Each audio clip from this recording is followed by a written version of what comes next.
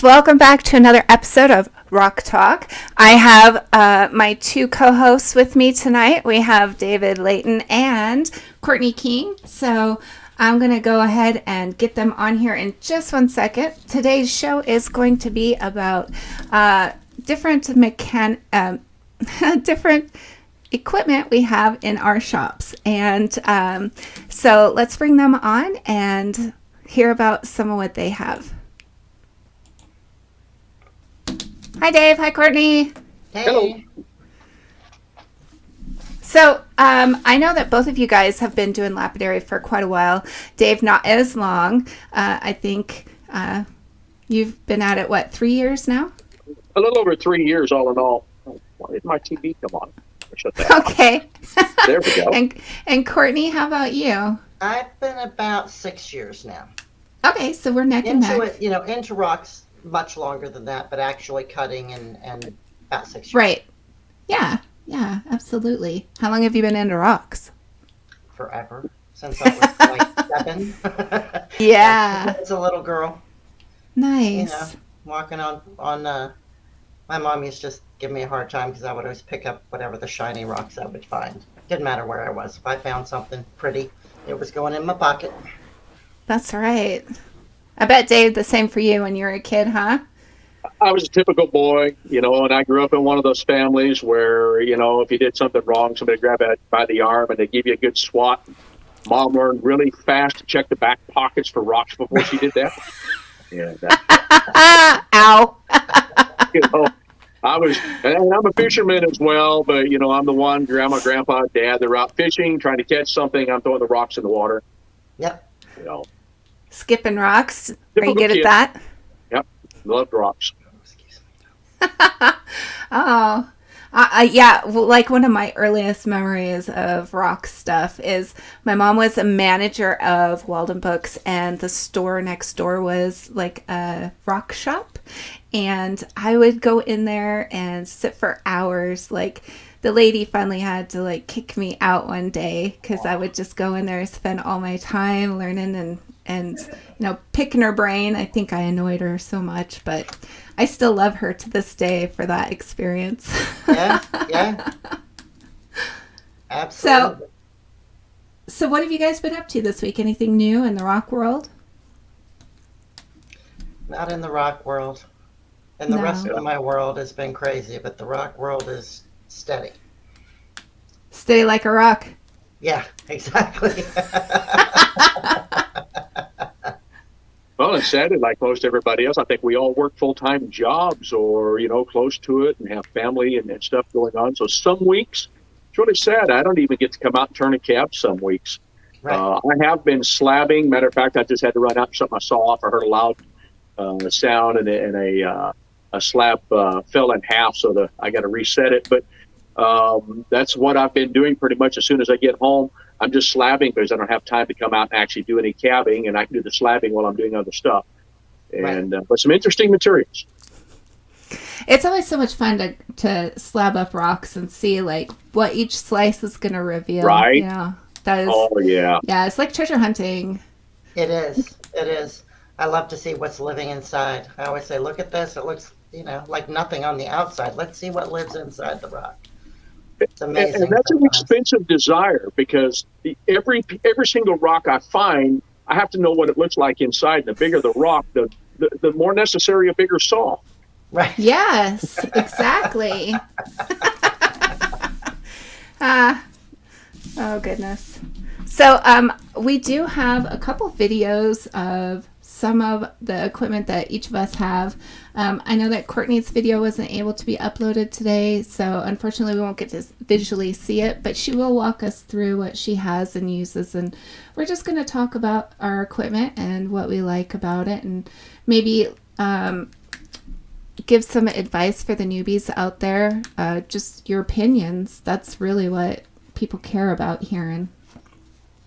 Sure. So Courtney, would you like to go first? Sure. Put you on the spot.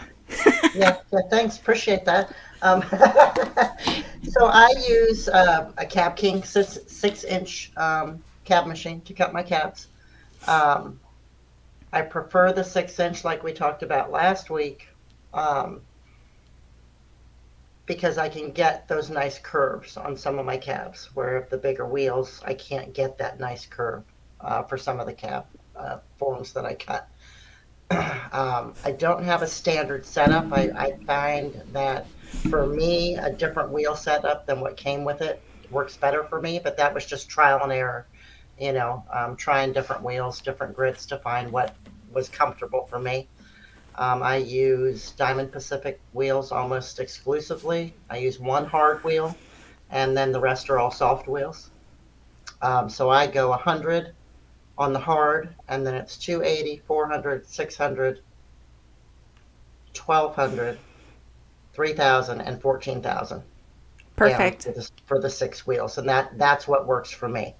Um, it took me probably a year and a half of trying different setups, trying different things before I found what I really am comfortable with. So that was, a fun process. Trying different brands, seeing, tried some of the cheaper brands, didn't find them to be what was going to work for me. Um, Even tried some of the more expensive brands. They weren't working for me either. So I always find myself going back to the Nova wheels. So if you keep going back to it, stick with it, right? I have for saws, I just have a cheap little table saw, little wet tile saw that I get by at Home Depot every couple years. When it dies, I buy a new one. It's only like $100. Um, and I get generally 2 or 3 blades, and that'll last me a couple years of the life of the saw until the saw dies. And then I have an inland, just real small inland bandsaw that I use for preforms for some of the softer materials where the wet tile saw kind of might tear it apart a little bit. So I'll use the inland bandsaw for that stuff.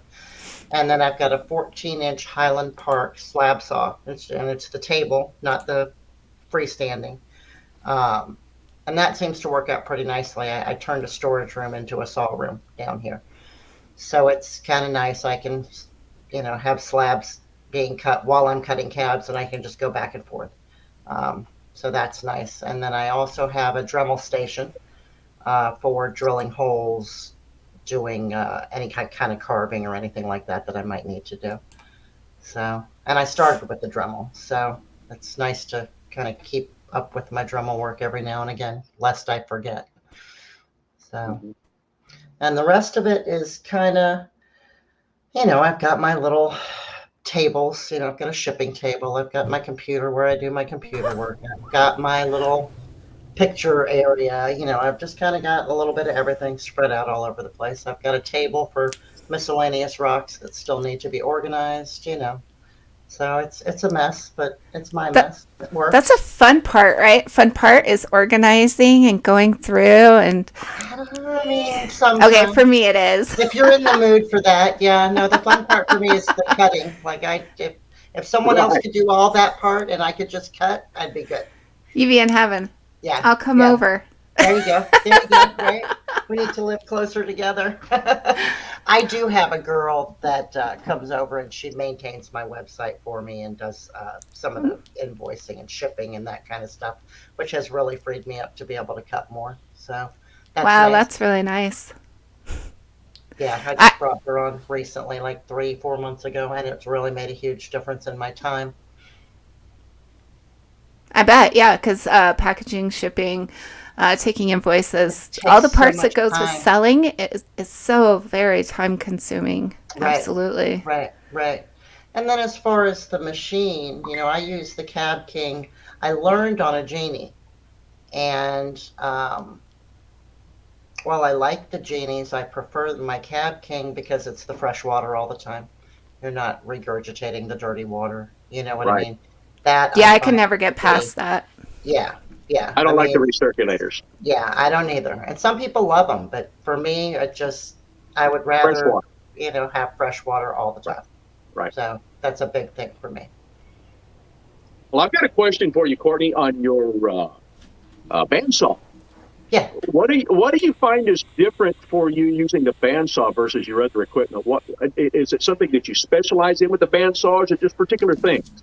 No, it's just like the really soft, like really, really soft rocks. Sometimes if you try and put them through the little table saw, it, Right. you Okay. know, it's just a little softer on the rock, a little more tender on the rock, so it doesn't tear it apart as much. So And you I've been use that thinking for about like getting what, one. calcites? Like for calcites, Okay. for the kaleidoscope prism, um, even rhodonite. I can't use it for, I tried using it for actually the harder materials as well when I first got it, because it's less waste. You can be real detailed with it, Right. right? Which is phenomenal. It's less waste.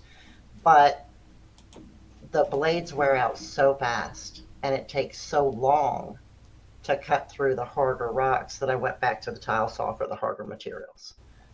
I thought about getting one because I wanted to get into doing hearts, and trying to get a blade in and do the cleft in the heart is Yeah. really difficult without having overcut. And I thought, Yes. okay, maybe a bandsaw would do that. So how would the blade hold up on stuff like Jasper if you were just doing that type of a cut, just that one area? It will hold up. You just have to be patient with it. Okay. And I'm not a super patient. I'm not either. I want it to be done quick, right? So when I do hearts, I cut out the main, and then I literally will use the edge of my hard wheel to get the cleft. But I don't do hearts very often for that reason. They irritate the crap out of me. So Yeah, and that's I for can get hard. everything but that one. Yeah. Right, right, Yeah. right. Yep. And I use a thicker blade on one of my HP saws, so I can Right. actually use the edge of that blade and go around up to that cleft. But if you try to Right. use the blade and go in there, you get that overcut that's hard to get out. Exactly. So I thought about the Right. bandsaw for just Right. that one part of the cut. Right. Right. Yeah, that might work. I don't know why it wouldn't. But again, you just have to, with the harder materials, you have to have that patience Patient because with it, yeah. the blade is so flexible that you can't really push too hard on it or you're going to I dislodge see. it. So Right. you just have to be patient with it. That's all. Okay. I just want to let you guys know that we are having an incredibly loud storm here. So if you see me like do that, it's because thunder and stuff. So Yeah. Good old Utah storm. yeah. I love them.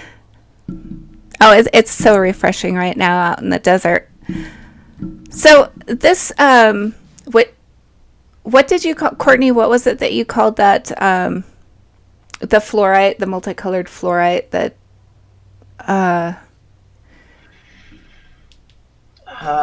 You mean like the kaleidoscope prism? yeah, that Talking that about? yeah. So do you get that out of Utah? Because that's Yeah. where Yep. I've heard it comes from. Okay. Yep.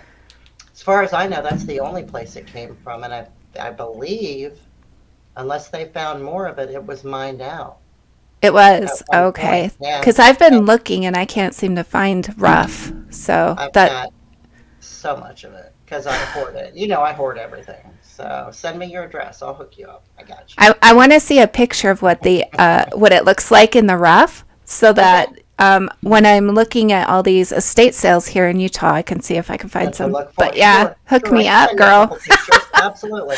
Yeah, send me your address. I'll send you a little piece of it, but I'll send you some pictures too. Because yeah, when it first came out, I went nuts with it, and I buy it every time I see it. Every time I see it, I buy it. Yeah. Even if it's not the best quality, I buy it anyway because I'm a nut job, And then you never know, like, am I going to get that one cut out that's going to be like primo and make it worth right. it? So That's right, because the cabs are beautiful, absolutely beautiful. Dave, So- before we move into what equipment you have, do you want to talk about it before I play the video or after I play the video because of our Well, the way it's I working can kind out? of explain. So I did not dub my video. Adding the voice just makes it so big to send, and it's hard to get it to anyone. And I was just kind of wanting to take some photos of, because I have a lot of equipment. I'm just one of those type of people that I collect everything. So some of my equipment is new, some of it is used, some of it is really old. I think on the very first clip of the video, is my first slab saw, and it was built in 1950 by a guy right here in Oregon in Klamath Falls. And honestly, it's a beautiful saw. Still, actually works better than my brand new Highland Park 16-inch. Just a wonderful saw. So I just kind of took a collage of different things just to show, the difference, new, used, what's going to work for you. There's the affordability, there is usability. Do you have enough skill that if you buy used equipment, you can fix it if something's wrong with it? I am not that good at, if I have something that is in good enough shape, I can take it apart and put it back together, I'm okay. But I am not one of those DIY type of people who scrap things together and figure it out. That's just not my skill set.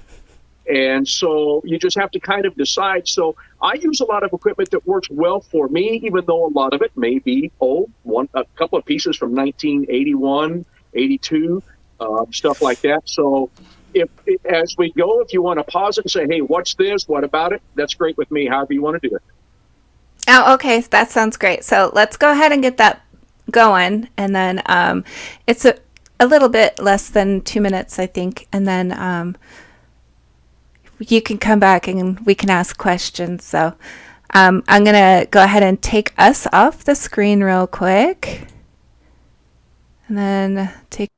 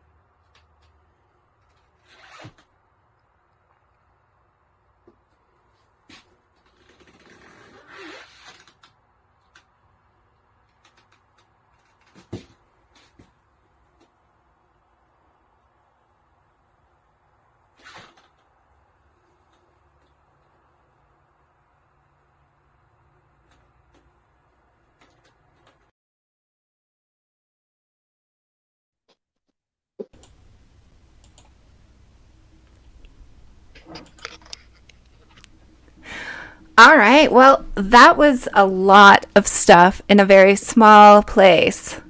How big is your shop to fit all that? My shop is let's see, what is this? It's a 12 by 15. Okay. My shop is, which is honestly not very big. Now the bigger saws, all but the trim saws, my bigger saws are out on my back deck. So I've got the 10-inch out there. That first equipment that I showed you, all of that's on my back deck until I get a section that I have back here cleaned out that we were using for, it used to be kind of a nursery built onto the back of this right here. And I just want to note that the most important piece of equipment in my shop is the refrigerator. Go on. We get kind of hot around here, so you want to be comfortable in your shop. So do things Add equipment that benefits you. Not every piece of equipment is something that you're going to grind or rock with or that you're going to cut with. Some equipment is for you personally that makes you comfortable. I don't know if you saw my chair, but I bought myself one of the mechanic chairs that you sit in, and it has a nice soft cushion with a little the short back piece on it. It adjusts up and down, has 4 legs, so it's nice and stable. That's what I sit in front of my cabbing machine with. Now that's a really good idea. Take care of your back. You don't want to be hunched over your machine, causing Absolutely. yourself more issues than you need. Yeah, and that's really something important. that I had to change. Sitting in front of my cabbing machine all the time, I have spinal stenosis and messed up discs in my neck, and they were hurting so bad all the time. And they sent me to physical therapy, and he said, number one, he said, quit slouching, keep your shoulders back, and look down with your head, not your back. Chin down, look at what you're doing, chin up. And he was right. So it cured a lot of that, along with having a good chair to sit on. What kind of chair did you use before, Dave? Actually, I wasn't using a chair. I had my benches high enough that I would stand up and cab. Okay. I've Which was never what been I was able taught. to do that. Well, and I can't anymore either. And when I started doing this, when I first started gathering all of this equipment, we have what we call the 50 Plus Center over here in Salem, and they have a lapidary shop and all of the equipment, but nobody spends all day in there. You go in and you spend an hour learning what they were doing. So you were standing up in front of the machines, and so that's what I tried. Didn't work out so well. You need to be comfortable, and you need to be in a position that it relieves the fatigue of the muscles that you're using. Right. That's a good point. Now, I seen you had a piece of equipment that I don't have. In fact, a lot that I don't have. But the one thing is a DOP station. Now, I just use super glue and a nail, and that has always worked really well for me. How do you like using the wax system?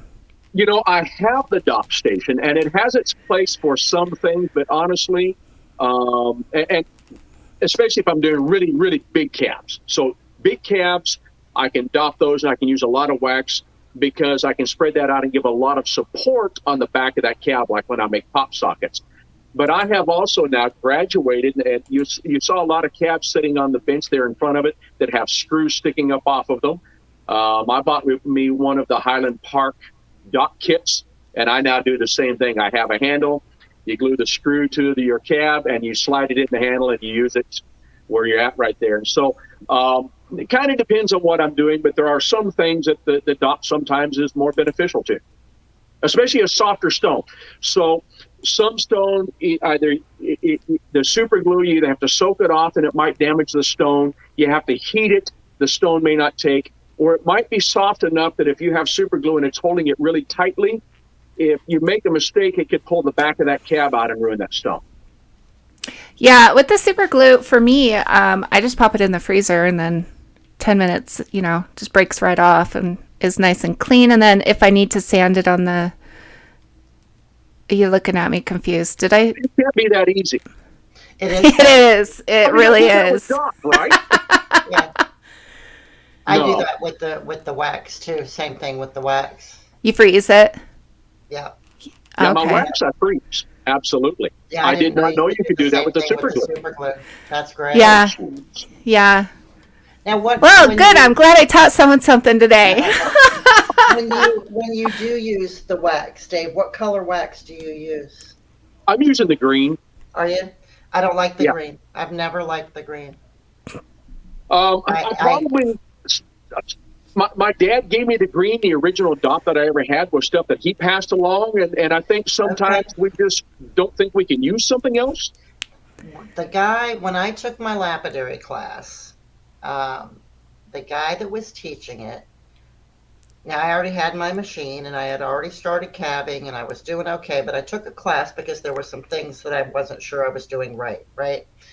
And I asked him about the red wax because that's what I use. I prefer the red. It's a little bit softer. I like the consistency of it better, and I find that you can reheat it more often, right? So I asked him about, why the green versus the red, and he looked at me and he said, well, you can't use the red. You have to use the green. And I thought, well, no, that may work for you, but it doesn't work for me. But there are all different colors apparently. Right. But I prefer the red. I was just wondering. And they tell me the red is a little bit stronger of a bond than what the green is, depending on what you're bonding to. And I guess the black is a pernicious type of, it's Right. difficult, but when you get it to hold, it'll hold anything. Right. Now, I'm stuck with the green. do you use anything on the back of the cab before you heat it and put the wax on it? So like I wash it down with alcohol, that's all. Okay, so I use a 50-50 mix of shellac and denatured alcohol in a nail polish bottle. And you just Okay. dab it on the back of the stone, heat that on your dop station, and that helps the wax adhere to the stone.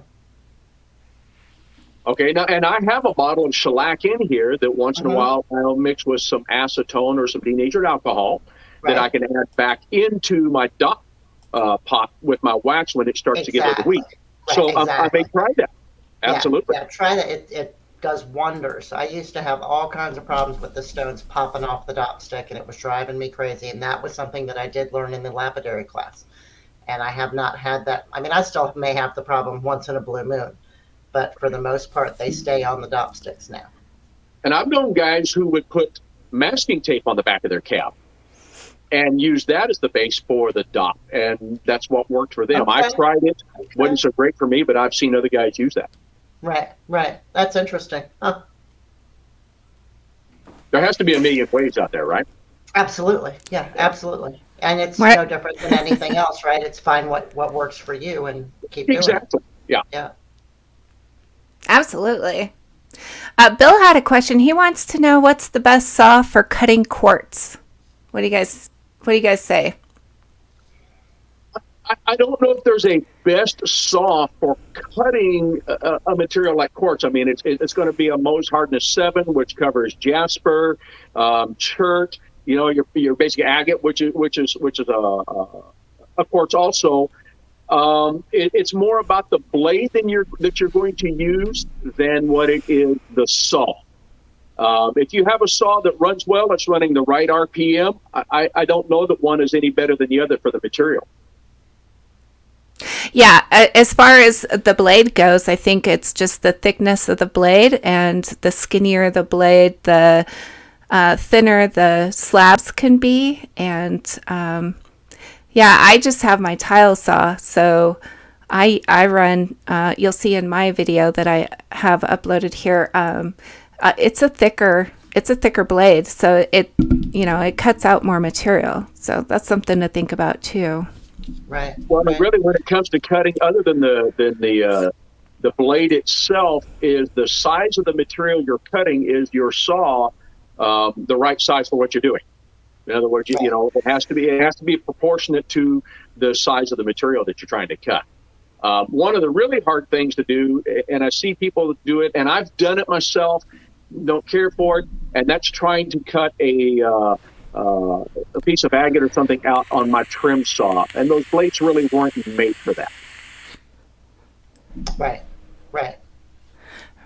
And I think it's important to make sure you're using a diamond blade, no matter what saw. Right. Oh yeah. Unless it's something, I mean, to us that's obvious, right? But to some people it might not be. Well, and you're absolutely right. I've actually had people ask me, say, "Hey, I have a table saw. Can I just find a way to put water in it that it was the same blade?" They didn't know that you use diamond blades. Right. People just don't know. They've never dealt with it. And so, yeah, I get it. Okay, so that one machine that you had, Dave, and then we'll move on to my video. In the very beginning of the video, it looks like an upside down tumbler. Can you talk about that? I was wondering that too. That was probably my vibra lap. Okay. So just like you would use a flat lap, I have an 8-inch flat lap that you saw sitting back here. Those get very, very large. You can get vibratory flat laps just like you can get a vibratory tumbler. Okay. And so you take those and you get them set. You put your rock, that has to have a little weight on it. You put your grid in the bottom of that in the pan, and you add some water to it, and it vibrates. And as it vibrates, it throws the grid up under the rock as it goes through. and you use stages just like you would on the wheel, except for it goes around and around on there and then evens it out. And you go through stage, 60 grit, and then of course, your 220, 400, 600 and polish, just like you would on the wheel, but you can do with large flat surfaces. I have seen those, but I've never seen one that looks like yours before. So that's really interesting. How long in hours would you say you could take a rock from the slab to polished with that? Really depends on the material and how well you're rotating around. Most of the stuff I've done, it takes a whole day. I mean, you're several hours per stage to do it, depending on how hard the material is, how much weight you have to keep it down where it needs so it can, and how flat it is to begin with. So this is something that you're not going to get a good polish unless the surface is completely flat and even all the way across. And one of the things that vibratory lap is designed for is to do that for you. So it comes off the saw, it may have saw marks, you put it on there, you can grind that down flat, and then you can go to polish. So you can polish in one day. That's pretty cool. Yeah. If you have depending again on the size, but absolutely. And then the one piece of equipment that does the same thing, I did not show us down here in the box. I have one of the water grinders. So it's just like your typical grinder, except for this has wheels on it, has a water hose that attaches, and you run it back and forth across the surface, and you grind and polish in that same method. And, so the concrete polisher. Yeah, basically the same thing. I got this from Highland Park. Yeah. Yeah, no, that's awesome. Those are great. I like those for great big rocks, like if you just want to do like a nice face polish, like a dinosaur bone or a beautiful agate. Right. And the nice thing about those, let's say you find a large piece of petrified wood and it's kind of, maybe it has highs and lows on the ends. Those discs are flexible, so you can get down in those valleys and those dips and you can grind and polish. Nice. That's awesome. Okay, so I think I'll move on to my video really quick. It's just a minute 45, and I do talk through it, so you'll be able to hear what I have to say. Not that I don't know. Okay, so let me play that real quick. Thanks, Courtney. I'm going to show you the equipment that I use. I have this big table set up. This is where I do my cutting. It is just a 7-inch wet tile saw from Harbor Freight, and I do replace it. These are the blades that I use. About a $30 blade replacement. Lasts me forever. Then I use grinders for cutting. I like this model because it doesn't have a wire. And then because I do carving and stuff, I have drills, I have angle grinders. I do use polishing, usually when I'm carving. So you can see my rocks. I just had these slabbed up by a friend named Rich, who is a seller of rocks. He did an excellent job. Nice, big, beautiful slabs. That is for making signs. I use this mouse. Works great. How do I keep my equipment from having problems? Because some of them are not made for use with water. I use spray bottles. Okay. So then I also have a flat lap, which just gave up the ghost. So I got to figure out fixing it. Oh, and then for my Dremel station, I will just move it down onto the empty section of my table. I have lots of videos about that. I don't have very much equipment, but I make do with what I do have.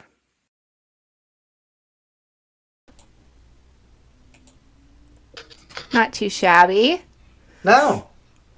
Well, and you are the quintessential artist. Honestly, real artists are those who find a way to do for themselves, and you've done that, Kirsten. And that's very obvious. Yeah, I think, showing people that it's easy to get into the hobby, just to try it out, see if it's something you want to do, and then go from there, Yeah, like I Courtney agree with has. that. Yeah. I stole my husband's Dremel and sat down in the basement. It was unfinished at that time, and literally with the Dremel and a bowl of water, and just started playing around, and it stuck, and it's And some of grown, us are and fortunate now we it's never have to crazy. experience that. Right, But I think it's a great right. experience. It's a good experience because it gives you an appreciation. It gives you an appreciation, but it also, for me, what it did was showed me that yes, this is something that I want to continue doing, and it's worth it to me to then invest in some other equipment, right? Like I didn't want to go and start buying equipment without being sure that this is what I wanted to do.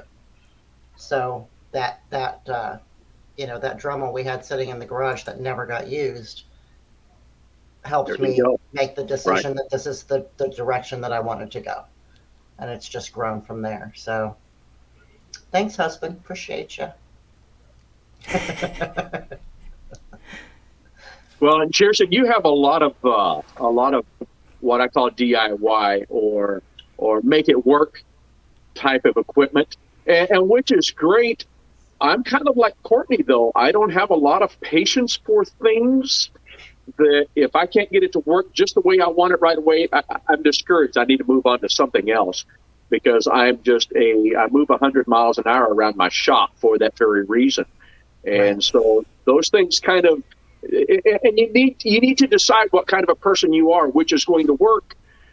If you can make do with that, lots of people do. We have a lot of people in our groups that we see every day talk about those very things. And that's important to understand who you are when you start getting into this. Right. Well, and Kirsten does some of the cooler, the carvings and Mhm. Right. but and that takes time and patience, and I just don't have it, So that people that have the patience and the love to take the time to Example. do that Right. are amazing. Yeah, there you go. Beautiful, right? Like I Yeah, can I just never, uploaded this video. right. Like I can do But thank you. specialty, if somebody asked me, like I did a memorial sign for a gentleman's wife who passed away that he wanted on a rock. Oh, that's So I beautiful. took the time to carve that, but it wasn't, and it didn't take that long, but I put it off and put it off and put it off and put it off because I just didn't want to do it, and it's not my thing. So people who it is their thing, I think it takes a lot of talent and a lot of patience, and that's one aspect of it that I envy. I wish I did have more patience, but I don't. So We have in the Dremel group a member named Moment. Do you know who I'm talking about? And she has come so far with her carvings. She has surpassed me in her skills. And I got to tell you, that's one of the most thrilling things is to, put this information out there and see what people do with it, right, right. I love your Dremel group because the stuff that people post. I, I build a simple cab. I cut out a shape and I turn it on the wheel and I make it. But these people are artists. I mean, they have a flair and they're carving symbols and then shapes and I only wish I could do that. Right, right, exactly. Well, we're going to start doing contests on October 1st in the groups again. Nice. So you'll get your chance. Put up.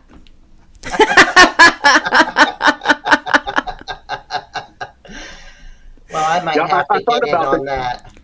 I thought about that. Just carve on the back of the plate with my Fordham back here. Just Yeah, you should say totally do just to that. say I Yeah, entered, right?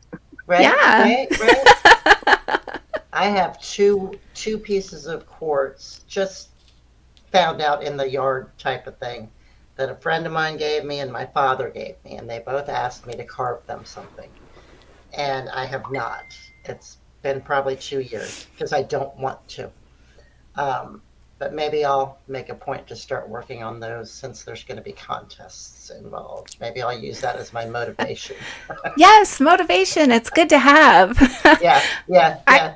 I gotta have Something new. pressure to I work make much stuff. better under pressure. Absolutely. Like if I'm in a time crunch, I'll jam them out, no problem. But if I've got like all day and I don't have, I'll put it off until the last minute and then just go nuts. So, Well, and I was digging in a bucket and I found about a 10-pound chunk of honey calcite that someone gave me. I wonder who that person is. I was gonna say, I I know where that came from. right? Yeah, when I went to I Utah love last it. summer, right? Yeah. Maybe I'll do the same thing. Maybe I'll cut a chunk of that. And, the worst I can do is it won't be what I want. I mean, it's worth trying. Yeah, And if yeah. you make a mistake, the only person that knows you did is you. Is Right. yeah, because it's your art, so it is whatever you make it, right? Absolutely. I have a lot of art laying on the floor where I didn't like it and I threw it in the corner. Yes. Yes. I got a lot of garden rocks that are that exact thing.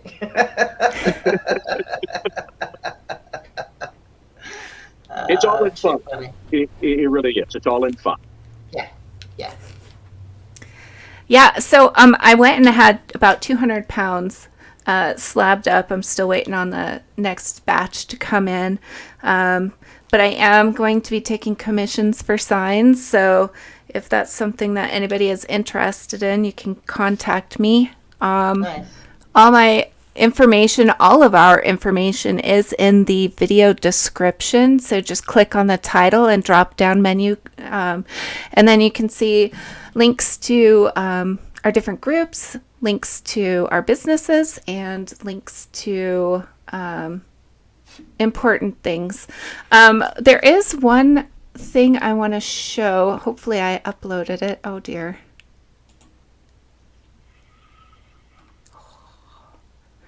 Okay. I don't know if I can show this with everybody on the screen. Let's try this one. Nope. Oh dear. Okay. I'm going to have to take, I'll let Dave talk about this. Dave, this is Vince's machine. Oh, yes. Let me see. Let me stand up here. As a matter of fact, you can see mine right there. And so Vince already sells this machine. This is the Easy Cab, and I bought this one from him about 3 years ago now. It is an 8-inch cabbing machine. One thing I love about it is the amount of space that it has between each wheels, which you can actually adjust. I mean, everything on this machine, you could go down to your local hardware store or your Napa Auto Parts and buy components for this. All but maybe the motor, which you may have to order in. It's just a Dayton 1750 RPM motor off of a swamp cooler. But the thing works fantastically. It's a beautiful machine. It has a fresh water supply. Yes, my bucket is sitting on top of it because I've been too lazy to do to it what it needs to be done. I just wanted to start cabbing, and I just use it that way instead of going on and setting it up, maybe something a little more efficient. But it just doesn't bother me. I enjoy cabbing like this. I believe right now this machine sells for, I think it's on sale for $22.50. Don't quote me, but it's right around that price. It's cheaper than the big machine, the 8-inch from Cab King. Some of the Cab Kings have features other people like better. I like this one. It's a simpler machine. It's stainless steel. It's from a small manufacturer in Utah. It's done me a great job. I have changed the bearings out on it once. I throw a little lube in them once in a while, and it just keeps right on ticking. Awesome. Thank you for sharing that. That is great. Yeah, so Vince is a good friend of mine, actually, and I've gone down and met Ben and his dad, and they're really great people, the people that have put that machine together. And what I love is I have seen some people take their wheels, you can change the spacing on them so that you can get in and do those, grind it down into those shapes that you're talking about earlier, the heart shapes and all. I really like them. The machine that I'm going to get is going to be that machine one day. So That you have all machine your was really fingers. made for these. I mean, when you have big hands and you're trying to get into that little I have bitty big machine, hands. you know? That's right. Yeah, you can get your fingers in. It's not like what is it, the Pixie or The Pixies whatever. are so They're small. so close Oh, if I together. had to You use a can't. 4-inch machine, yeah, no way. Yeah, Just no way. even the 6-inch Cab King they're close. You got to be careful. I have scraped up my knuckles on many occasions, which is why I want to get the second one and take that center wheel out of each one. But I have, as far as the Easy Cab, I know a couple people that have them, and everybody that I know that has one loves it. Absolutely loves it. And one thing, Courtney, you were talking about for you being able to get in tighter shapes on the 6-inch machine, which if you saw my video, I have an old 6-inch sitting over here. It's an old cab made back in the 80s that I still use for certain things. But on the 8-inch, I like it because it has more surface area to work some of the flat spots on some of the cabs that I do. And so, you know, we use according to what we need and what works for us. I actually use both. I use 6-inch and 8-inch together. I'll do, because the old cabmate that I have has a bezel table on it that is set at a 30-degree angle. And I like to do belt buckles now, which require that set there to hold those in as you go. I can set it on there. I cut my bezel. I don't have to worry about a cab rest on the other machine. Then I can finish it out. But it has that surface area on the 8-inch machine, so I can get some of those flatter edges, because I'm really, if my girdle isn't perfect, it's one of those things that I throw over in the corner. Yep. Nice girdles are important. And everybody's thinking, what is a girdle? Okay. So what is a girdle? The girdle is the flat edge around the edge of your cabs.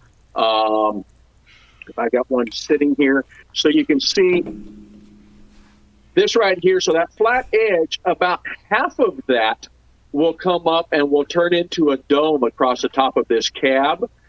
And what is left of that is called the girdle. And you want that perfectly either at a 30-degree angle if you're going to do a setting, or you want that perfectly flat all the way around. And so you need a wheel that you can put that on and keep that even and get a nice polish just like you would on the dome. Right. My dome, you know, to me, that's easy. My girdle, if it's not perfect, it bothers me. Just that way. That's my tip. There you go. So that's a finished. The skinny flat edge. The skinny is flat the girdle. Edge here is the girdle, and then your dome, right? So that's probably not. I know the when I best said girdle, a lot of people were going, "Okay, why do they use a girdle off the shelf?" Can you see it better on that one since it's got some color? I don't know. There you go. Yeah, I think they were both good examples. Okay. So are those available on your website? Not yet. They will be next week. So had to plug you. Every week I post in a specific group, and it's the group that I started in. So my new stuff always goes in that group first, and then whatever doesn't sell then goes on the website. But those two did not sell, so yes, they'll be on the website next week. So one of the things I did a video for quite a while ago was how to turn like tumbled stones into jewelry so that you could, have something finished with your tumbled stones, not just to put them in a bowl or whatever, so you can show them off. And one of those things is to make like hairpins. You just glue it on with E6000. And then you can make matching sets if you have a lot of the same type of stone.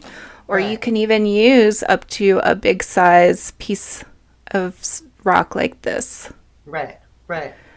The only thing is, when you have to have thick hair to hold it. Right. Now, Kirsten, what if you don't have a flat spot? Oh, I'm sorry. So they... I know the lag. You can't tell who's stopped and who hasn't. I just look for rocks that have flat spots on them. Like this one was easy because it was don't mind the dog hair, but it's got it was rock that was cut, and and then discarded. So then I just tumbled it because I Okay. want to save and use all my resources. Right. So right. that was nice and flat. But I think most rocks, if it doesn't have a flat, I don't have one that is, yeah, they're all What would flat. you do So if you really wanted to make something out of one and you it could didn't cut have a it. flat spot? How would you go about making a flat spot on it? I'd grind it down. I'd use, with the Dremel, I would just use like a small diamond blade and just cut like a Okay. nice flat spot. But with having a flat lap, it's just so much easier. You just stick it on. 2 Yes. seconds later, you're Yeah. done. Right. Right. Yeah. Right. Right. And that's the thing with going between having DIY equipment or using the Dremel, like I try to teach the beginners getting started, versus having the machinery, because time, how much is your time worth? That's something to think about. You get one of those great big machines like is behind you, David, and you're done with the cab in 30 minutes at the most. Yeah. It takes Depending on what I'm hours making, yeah, to do it with absolutely. the Dremel. So Right. that's just definitely something to consider. How much is your time worth? Right. Right. Right. And how much is the art? How meaningful is the art to you? For me, it's more simple. I'm not a great artist, so this works for me. This is simple. I can cut around the edge on my trim saw, throw it over here and trim around the edge of it on the one machine and finish it on the other, and I'm done. I don't have the patience for the other stuff, but yet I still get something that for me, a regular cabochon, it looks fantastic, and I like that. So for me, that's my level of art.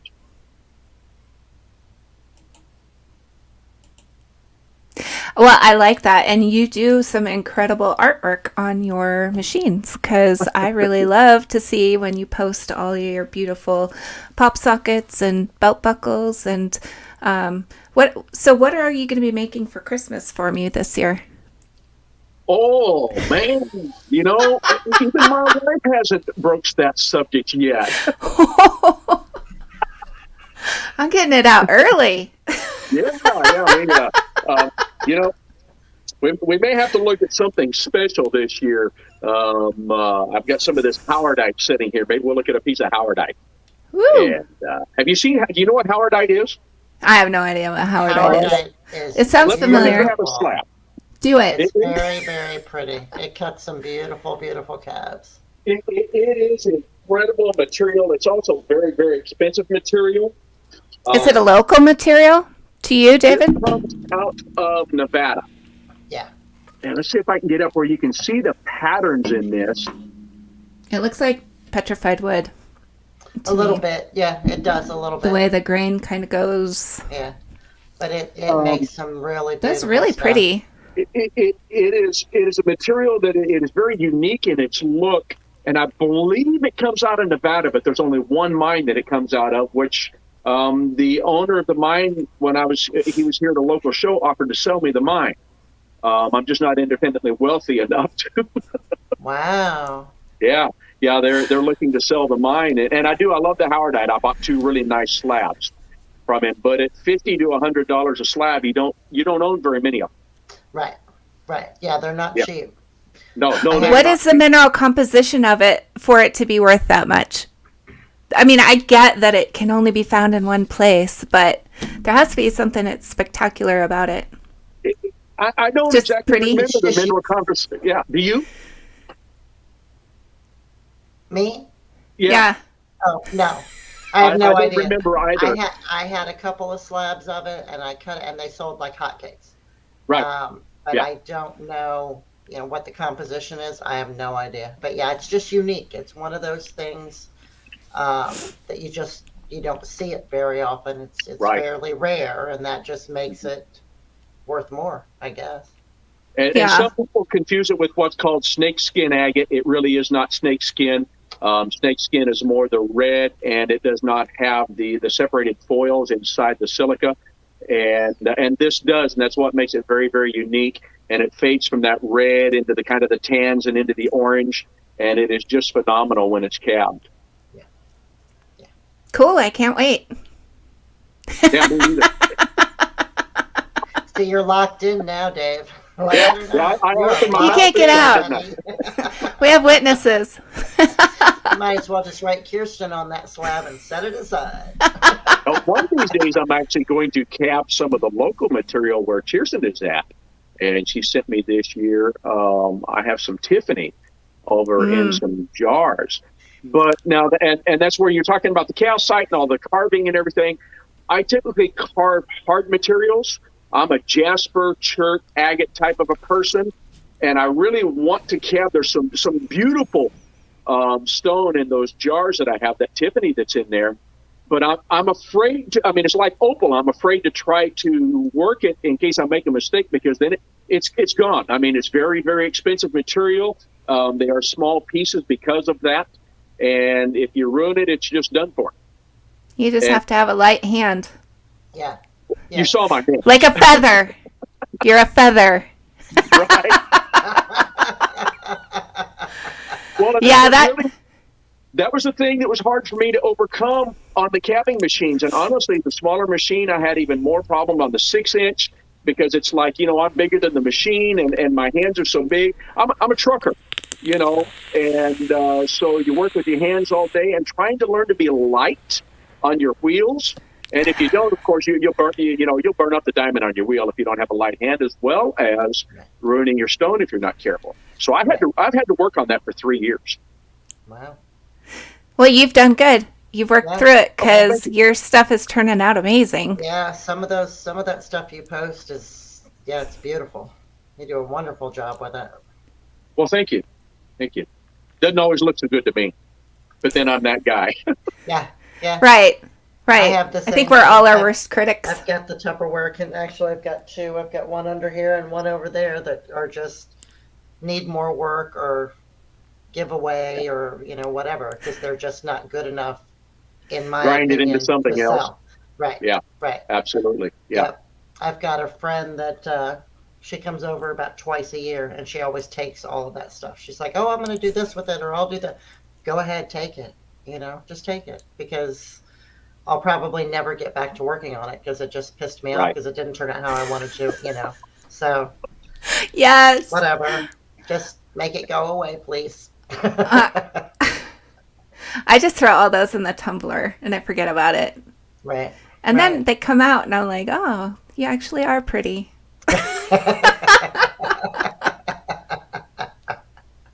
Mine are the silly things. My buddy Jeff here in town, he and I do a lot of rock hunting together. He's the vice president of our charity.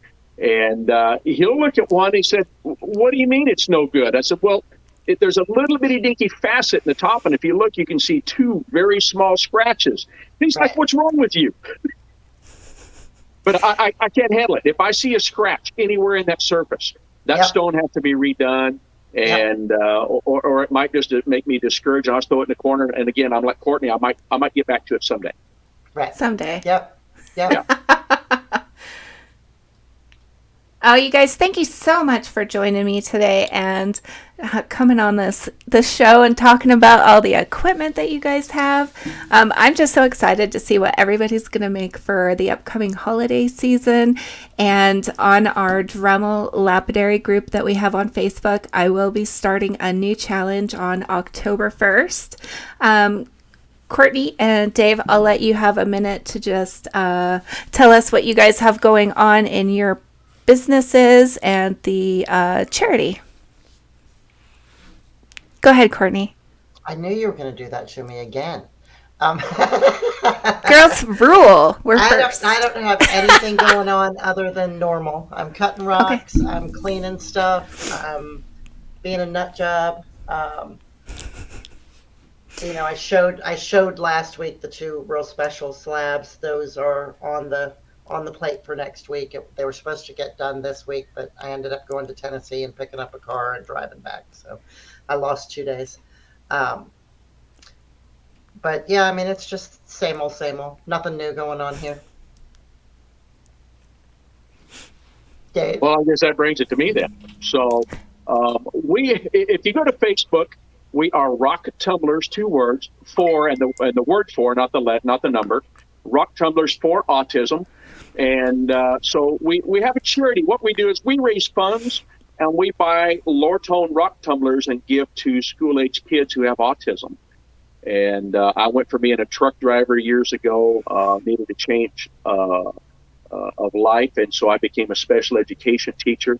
I have a son, a 16-year-old, who has high-functioning autism. He loves rocks. He loves minerals. He has a rock tumbler, and his interests are going otherwise now. He has a pickup truck to work on as well, but he still loves his rocks and minerals. So we found out it's just really great for them. And so I think in this last year, I believe I counted, we gave away 27 rock tumblers. I gave away 3 last week to kids who have autism. And so that's when we sell, when I make the pop sockets, when I make the cabs, if I make a belt buckle, all of that money goes to buying those rock tumblers. Nice. Come and join us. That's awesome. Yeah, the link is in the description, so you can just click the link. Yeah. Thank you. Awesome. Okay, well, you guys have a super awesome night. Stick around after we get off here, and we'll chat it up a bit. Thank you, guys. Before we go, make sure and come check out our groups, the Rocks and Minerals Identification for Beginners and for Beginners Open Chat Room. Come and give us a peruse and join us and see what we have to say. Thanks, Dave. Thanks, Courtney. Oh, guys, thank you so much for being with us. And I just hope you have a super awesome week. We'll be back here again next Thursday, same time. And just keep on rocking.